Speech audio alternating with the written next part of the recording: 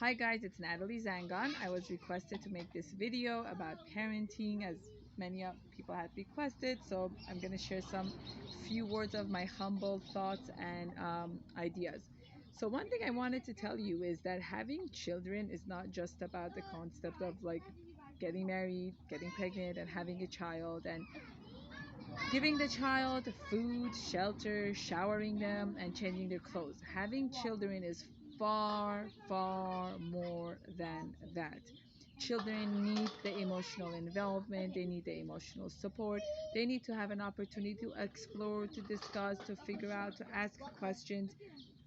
When you parent your child, when you're mothering or you're fathering, you're not doing anyone a favor. You're doing what your responsibility and your role is. Let's say, for instance, if you decide to lease a car, it's your responsibility to get the insurance, it's your responsibility to take care of it, it's your responsibility to manage it, in addition to paying rent for it. And then at the end, when your lease is up, you're going to return it back. So, children are even more so important that they need to understand how to be good, mature, healthy adults through what they see at home.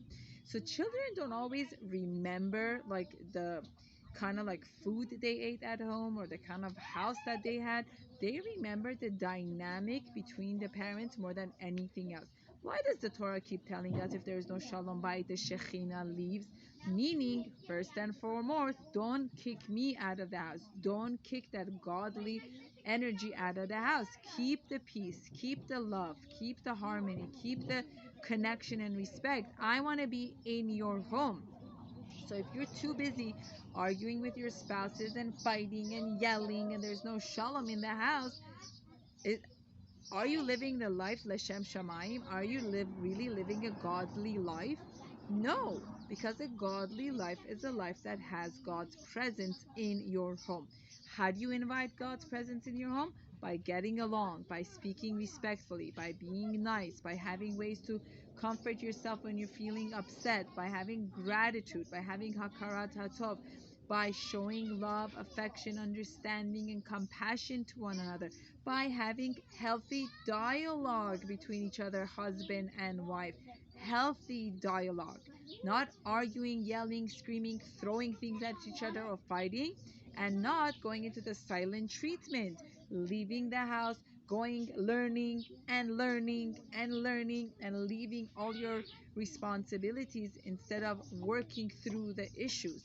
Many people use things as a scapegoat, not to deal with the foundation of what the problem is. You know how you find that when the problem is? When these kids grow up and go off the derech.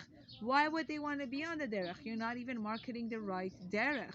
A right derech is a home with love, affection, respect, and ahava.